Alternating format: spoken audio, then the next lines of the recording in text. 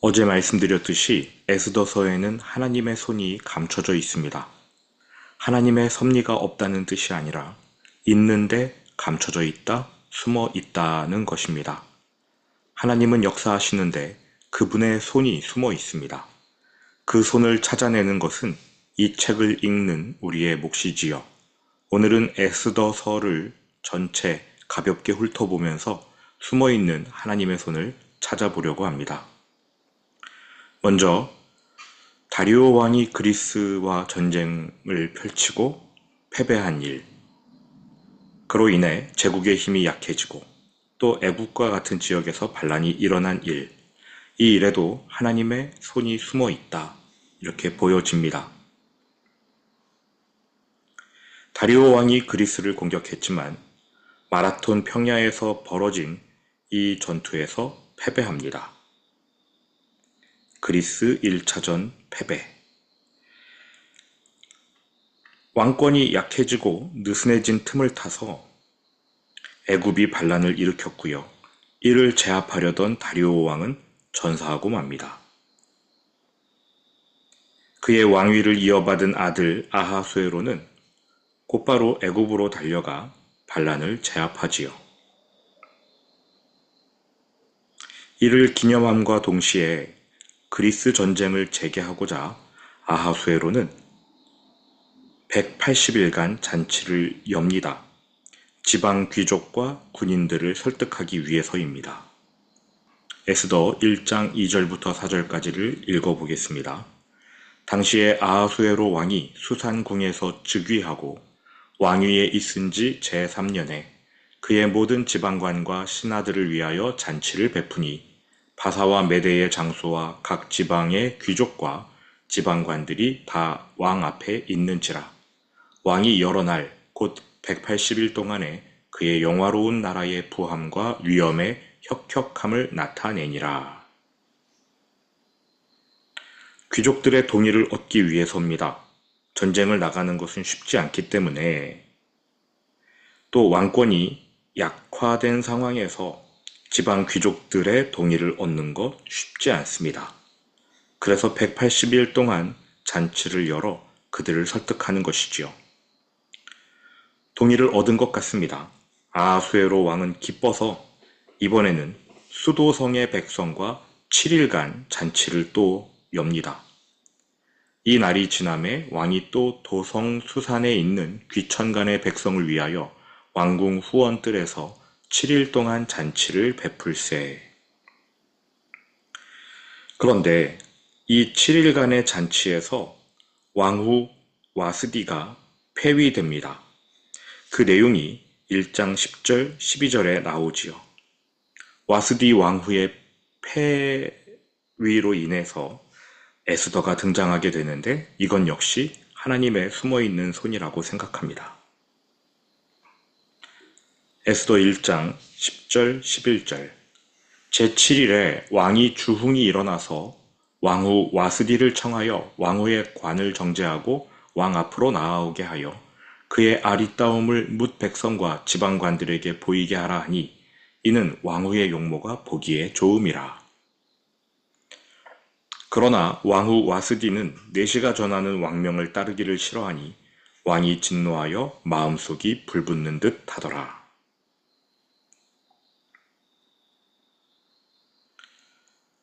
아하수에로 왕은 자기 아내의 미모를 자랑하기 위해 술자리에 나오라 했는데 왕후가 거절합니다. 아하수에로 왕은 성격이 좋은 사람이 아닙니다.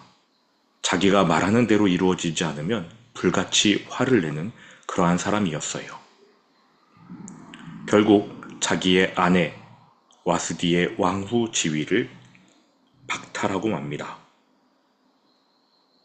이제 페비 와스디의 자리를 채우기 위해 페르시아 전역에서 젊은 처녀들을 불러들여 왕후 선발 대회를 하는데요. 차기 왕후 선발을 위한 미인 대회를 여는 것이지요. 여기에 에스더가 참여합니다. 그리고 에스더가 왕후의 자리를 차지하게 됩니다. 이때는 아하수에로 제7년 BC 480년이 되겠지요. 에스더 2장 17절 아하수에로 왕의 제7년 10월 곧 데벳월에 에스더가 왕궁에 인도되어 들어가서 왕 앞에 나가니.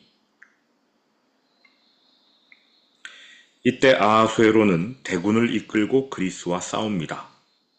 그러니까 에스더가 왕후로 뽑히자마자 전쟁에 나간 것 같습니다. 육로로 전쟁을 한 그들은 테르모필레라는 지역에서 스파르타 군대와 싸워 이깁니다. 스파르타의 300명 유명한 내용이지요. 테르모필레 전투에서 아하수에로의 대군이 승리를 합니다. 그런데 그 다음에 이듬해에 펼쳐진 해상전투, 그리스와의 해상전 살라미스 해전에서 크게 패배합니다. 결국 그리스 2차 전쟁도 역시 패배로 끝나게 되는 것이죠. 최종 패배. 여기에도 하나님의 숨어있는 손이 있습니다. 그리스 전쟁에서 패배했기 때문에 아하수에로 왕의 입지가 좁혀졌어요. 신하들 중 2사람이 아하수에로 왕을 암살하려고 모의했는데 여차해서 에스더의 삼촌인 모르드게가 그 암살 계획을 알게 됩니다. 그리고 막아내지요. 모르드게가 역사 속에서 등장하게 된 계기. 에스더 2장 21절부터 23절을 읽겠습니다. 모르드게가 대궐 문에 앉았을 때에 문을 지키던 왕의 넷이 빅단과 데레스 2사람이 원한을 품고 아하수에로 왕을 암살하려는 음모를 꾸미는 것을 모르드게가 알고 왕후 에스더에게 알리니 에스더가 모르드게의 이름으로 왕에게 아뢰는지라. 조사하여 실증을 얻었으므로 2사람을 나무에 달고 그 일을 왕 앞에서 궁중일기에 기록하니라. 이때만 해도 에스더와 모르드게는 서로를 대면대면했습니다. 일부러 그렇게 한 것이지요. 모르드게가 에스더에게 너의 민족이 유대인이라는 것을 아무에게도 알리지 말라. 이렇게 이야기했습니다. 그래서 왕은 에스더와 모르드게가 어떠한 관계인지를 몰라요. 모르드게가 왕의 암살 전말을 에스더에게 알리고 에스더는 모르드게의 이름으로 그 사실을 알려줘서 이 사건이 무마가 됩니다. 이 모든 것이 보이지 않는 하나님의 손에 작동된 결과예요. 이 사실이 왕조실록에도 기록되었습니다. 궁중일기에 기록하니라. 아하수에로 왕은 그렇게 자기가 죽을 사건인데도 불구하고 그냥 왕조실록에만 기록할 뿐 전쟁 이런 것 때문에 쉽게 잊어버린 것 같아요. 전쟁에서 패배한 아하수에로는 약해진 국력 또 국가의 재정난을 회복하려고 하만이라는 신하의 지위를 높입니다. 하만, 교만해진 하만은 다른 모든 사람에게서 경배를 받고자 하지요. 그런데 모르드게가 하만에게 굽히질 않습니다. 그래서 모르드게와 하만의 대립이 시작됩니다. 그 후에 아하수에로 왕이 아각 사람 함므다다의 아들 하만의 지위를 높이 올려. 그런데 모르드게는 이 하만에게 굽히질 않아서 모르드게와 하만의 대립이 시작되는 것입니다. 에스더 3장 1절 2절 그 후에 아하수에로 왕이, 여기서 그 후라는 것은 전쟁 이후, 또 아하수에로 왕이 암살당할 뻔했던 사건 이후를 말합니다. 그 후에 아하수에로 왕이 아각 사람 함므다다의 아들 하만의 지위를 높이 올려 함께 있는 모든 대신 위에 두니 대궐문에 있는 왕의 모든 신하들이 다 왕의 명령대로 하만에게 꿇어 절하되 모르드게는 꿇지도 아니하고 절하지도 아니하니. 이렇게 모르드게와 하만의 대립이 시작되는데요. 이것은 사실 이스라엘과 아말렉의 대립이었습니다. 모르드게는 이스라엘 사람이고 하만은 아말렉 사람입니다. 모르드게가 유대인임을 알게 된 하만은 나를 무시하는 모르드게만 죽이는 걸로는 부족하다. 유대인 전체를 죽여야 한다고 생각합니다. 에스더 3장 5절부터 6절. 하만이 모르드게가 무릎을 꿇지도 아니하고 절하지도 아니함을 보고 매우 노하더니 그들이 모르드게의 민족을 하만에게 알림으로 하만이 모르드게만 죽이는 것이 부족하다고 생각하고 아하수에로의 온 나라에 있는 유다인 곧 모르드게의 민족을 다 멸하고자 하더라. 왜 이렇게 생각했느냐? 이스라엘과 아말렉 이 둘 사이에 대립하는 역사가 길기 때문입니다.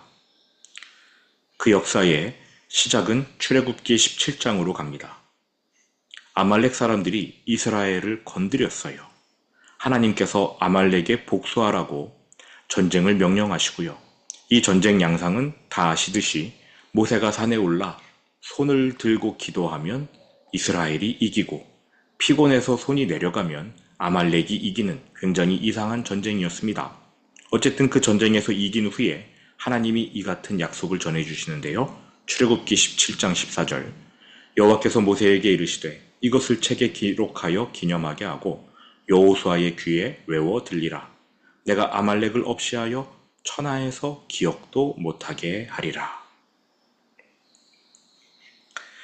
이스라엘 백성은 이 하나님의 약속을 마음에 품어야 했고요. 또 아말렉 족속 역시 이스라엘에게 당했던 그 아픔, 그 역사를 잊지 못하는 것이지요. 그래서 하만이 여호수아에게 패배했던 이 사건 이후 대략 지금 1000년 가까이 지났는데도 불구하고 하만이라는 사람이 역사 무대에 등장할 때 유대인 학살하려고 하는 것입니다.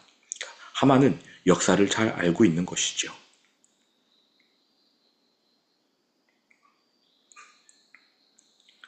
아하수에로 왕 제12년 첫째 달 곧 니산월에 12월입니다. 1월입니다. 1월에 무리가 하만 앞에서 날과 달에 대하여 불 곧 제비를 뽑아 12째 달 곧 아다로를 얻은지라. 1월에 제비를 뽑아서 언제 유대인을 학살할지 날짜를 봤는데요. 그게 12월인 것입니다. 유대인을 학살할 날 12월 13일로 정하게 됩니다.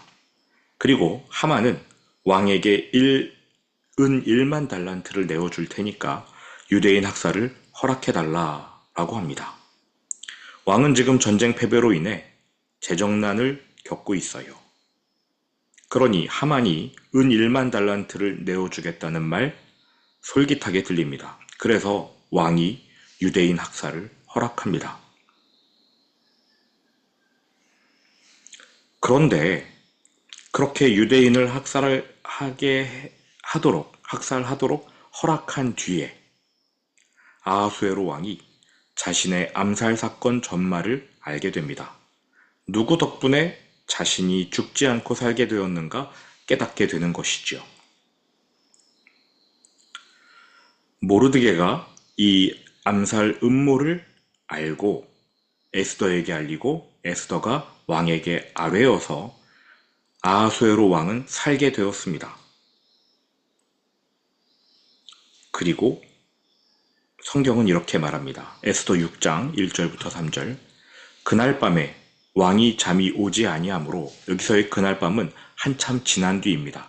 그러니까 유대인 학살 날짜를 잡아두고 유대인 학살 허락해 주고 나서 어느 정도 시간이 지난 뒤에 밤에 왕이 잠이 오지 아니하므로 명령하여 역대 일기를 가져다가 자기 앞에서 읽히더니 그 속에 기록하기를 문을 지키던 왕의 두넷이 빅다나와 데레스가 아하수에로 왕을 암살하려는 음모를 모르드게가 고발하였다 하는지라. 왕이 이르되 이 일에 대하여 무슨 존귀와 관작을 모르드게에게 베풀었느냐 하니 측근 신하들이 대답하되 아무것도 베풀지 아니하였나이다 하니라. 아하수에로 왕은 모르드게의 은덕을 감사해야 합니다. 내가 모르드게 덕분에 살게 되었구나. 그래서 모르드게에게 큰 상을 주고 그를 존귀히 높입니다.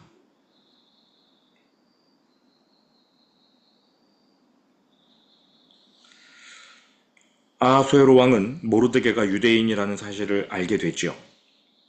나를 구원해준 은인. 그런데 본인이 방금 유대인 학살을 허락하지 않았습니까? 부끄러웠겠지요. 이처럼 아하수에로의 마음이 유대인을 향해 기울어질 때 에스더 왕후가 아하수에로에게 나아갑니다. 에스더의 간섭으로 인해, 하나님의 섭리를 통한 에스더의 간섭으로 인해 하만이 죽게 되고 하나님의 약속이 성취가 되는 것이죠.